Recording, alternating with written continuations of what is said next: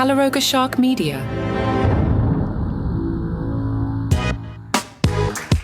Hello, I'm Johnny Mac, and it's halftime in my world of Eagles-Bucks, and there seems to be enough Emmys news that I can now hit record. If somebody gets up later tonight and slaps someone, I'll do a bonus episode. But pretty quiet from the host chair. Anthony Anderson seems to be doing a good job. People seem to really dislike the bit where if you go too long, Anthony Anderson's mom chases you off. That'll come into play in a second. Congratulations to John Oliver. Some background, both Saturday Night Live and Last Week Tonight with John Oliver came into the Emmy Awards on a winning streak. Oliver's show switched categories this year and knocked off SNL, which had been on a 6-year streak. This is a new category, scripted variety series. The category was created last year. There was a rule change that grouped Last Week Tonight with shows like SNL and a Black Lady sketch show. The change moved Last Week Tonight out of the talk show category it had dominated, and that'll also come into play in a second. Anyway, so John Oliver won, and I told you about the bit with Anthony Anderson's mom, and I'll let John Oliver take it from here. I am not leaving without getting played off by Anthony Anderson's mom, so I'm going to start reading off the names of the Liverpool football team. In goal, Alisson Becker. Then you got Trent Alexander-Arnold. Then you got Virgil van Dijk, obviously. Oh, she's not here. I can get through the whole team then.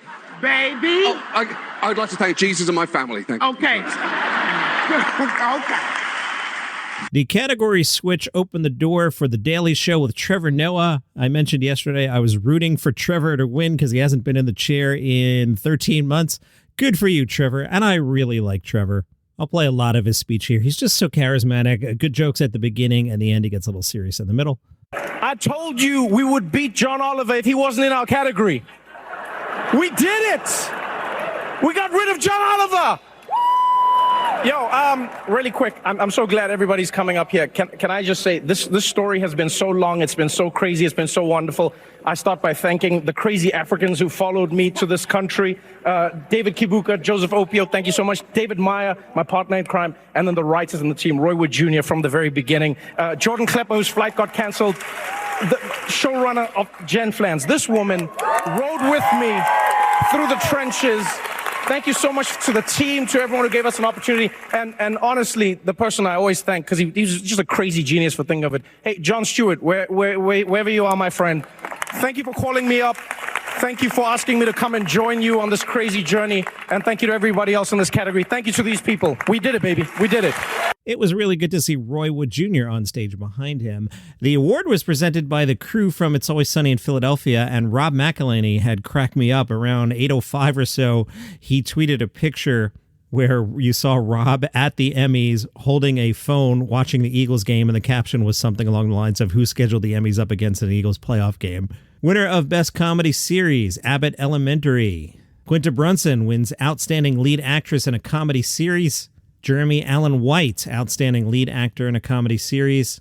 Also, there was a scene where the cast of Cheers reunited. Ted Danson, Rhea Perlman, Kelsey Grammer, John Ratzenberger, and George Wendt on a Cheers-ish stage. Some wondered why Shelley Long wasn't there. I don't know. Meanwhile, over the weekend, the Critics' Choice Awards, Best Comedy nominees, American Fiction, Bottoms, The Holdovers, No Hard Feelings, Poor Things, The Winner, Barbie, Best Comedy Series, the nominees, Abbott, Barry, Mrs. Maisel, Poker Face, Reservation Dogs, Shrinking on Apple TV, What We Do in the Shadows, The Winner, The Bear, Best Actor in a Comedy Series, the nominees, Hader, Steve Martin, Kevin Novak for What We Do in the Shadows, Drew Tarver for the other two, Tefaro Wunatai for Reservation Dogs, The Winner, Jeremy Allen White for The Bear, Best Actress in a Comedy Series, the nominees, Rachel Brosnahan for Maisel, Quinta Brunson for Abbott, Bridget Everett for Somebody Somewhere, that's on HBO Max, HBO Max, DeVary Jacobs for Reservation Dogs, and Natasha Lyonne for Poker Face. The Winner, Ayo Edebiri for The Bear sweeping a lot of things here. Best Talk Show, the nominees, The Graham Norton Show on BBC America. I didn't even realize they were still showing that. Jimmy Kimmel, The Kelly Clarkson Show, Seth Colbert. The Winner, John Oliver. Best Comedy Special, the nominees, Birbiglia for The Old Man in the Pool, Alex Borstein for Corsets and Clown Suits, John Early's Now More Than Ever, Trevor Noah, Where Was I, Wanda Sykes, I'm an Entertainer. Trevor should have won, but the winner was John Mulaney's Baby J. The host of the Critics' Choice Awards was Chelsea Handler, the ex-girlfriend of Joe Coy. She told a joke that got some laughs and said, "Thank you for laughing at that. My writers wrote it." Chelsea and Joe dated for 1 year between September 21 and June of 22. Meanwhile, Joe Coy himself was back on stage in St. Louis. He was greeted with a lot of applause and he went, "Holy S, right? This big hug that you gave me is all I need. Swear to God, effing whirlwind." Prior to his arrival on stage, the report says the crowd had been warned, "No heckling. You are interrupting the show for everyone. Just don't do it. Hecklers will be removed from the venue." Coy addressed the Golden Globes and said, "Lots of marshmallows, man. They're delicious, but they're soft. I just came from a different time. I see the changes that are happening. I get it, but can we effing laugh at ourselves?" One spectator who apparently didn't heed the warning yelled out, "F 'em." On Netflix today, Dusty Slay's new special, Working Man. I think Dusty is fantastic. I hope the special is as good as I hope, and I hope you check it out and enjoy it as well. Taylor Tomlinson's, it's not At Midnight, After Midnight, the new title of that show. After Midnight debuts tonight. Jason Zinneman, who writes for the New York Times, apparently followed her for 10 months. He spoke to Dustin Nickerson, a friend of Taylor Tomlinson, and said, "If you want to make yourself feel sad, compare your career to Taylor's." Watching her this past year has been watching someone become a celebrity. Hannah Einbender described Taylor as the voice of our generation. And then, and this is going to keep happening because of the first name and their relative ages, before calling her the Taylor Swift of comedy. It's such a lazy thing to do. I get it. Her name's Taylor, but like, really? She talks about universal experiences, relationships, love, but in a new way. She's the most evolved comic out there. She's for everyone. Einbender paused and said, "It's hard to be for everyone." Nickerson said that Taylor's the kind of person who wants to get invited to the party, but won't attend. When asked when she's happiness, he mulled it over and said, "When she's making a connection with one person." I did watch Kevin Hart's Lift. I think the reviews were unfair about it not being funny. It's not trying to be funny. It's Kevin Hart basically saying, "I want to be Vin Diesel and make a fast movie." It's a heist. There are definitely some aspects that seem a little convenient and unrealistic. I mean, he's got this super team that can, I don't want to spoil it, but they've got some magic gadgets that are just so impressive. But it was watchable. I told a couple of people to watch it. Not amazing. It's fine. If they make Heist 2, I'll watch it. It's, a Netflix movie. Honeymooners actor Joyce Randolph, who played Trixie, passed away over the weekend, aged 99, natural causes. Jeff Dunham has announced his 11th special, this one called I'm with Cupid. It'll be out February 3rd. John, what do you think of the title? It will be out February 3rd. John, really, what did you think of the title?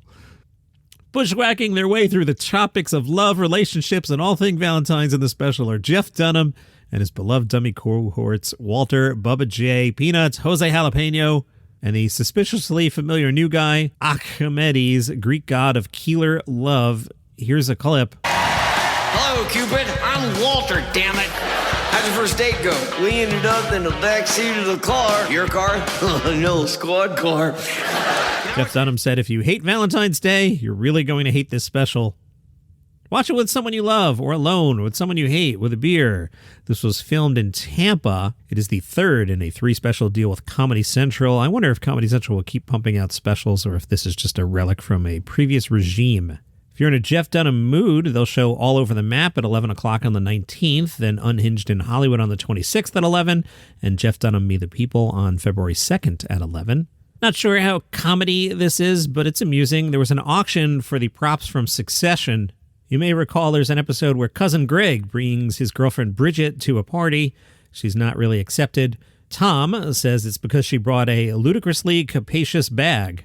Greg, it's monstrous. It's gargantuan. You could take it camping. The bag inspired an internet meme and now was auctioned off for $18,750. A costume worn by Cousin Greg in the first season, that of a goofy knockoff mascot for the Roy's family theme parks, went for $7,800 and change.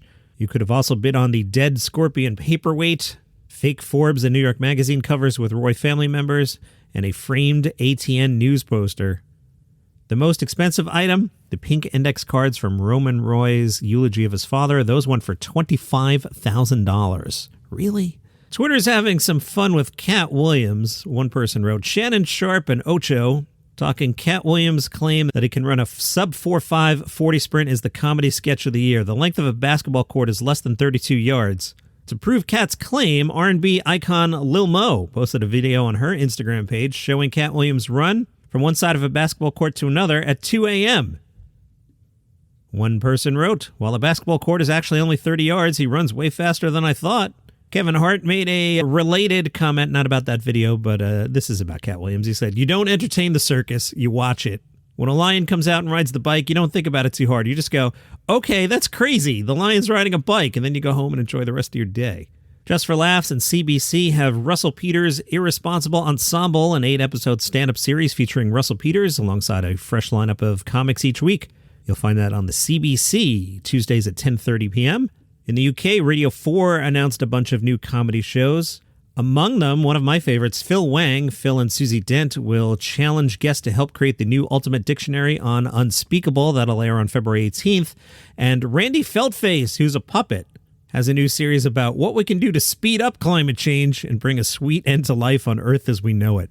That is funny. You can find Randy videos on YouTube if you hunt around. I say it like it's hidden. Go to YouTube and type in Randy Feltface. It's not like you have to go be Indiana Jones to find this thing. It's not hidden, but there's a bunch of the videos up there. They are fun. And that is your comedy news for today. If you enjoy the show, buymeacoffee.com/dailycomedynews. I'm going to go to the Smoothie Place. We're still looking for a nickname for the Smoothie Place. Or is it just going to be the Smoothie Place at this point? Or if you're hip to podcasting 2.0, use the Fountain app. Throw some sats my way, and I'll figure out what to do with cyber money. Actually, what I will do is I'll support fellow creators with it. I'll just take your sats and I'll share them with other shows. If you have no idea what I'm talking about, it's in the show notes. Anyway, see you tomorrow.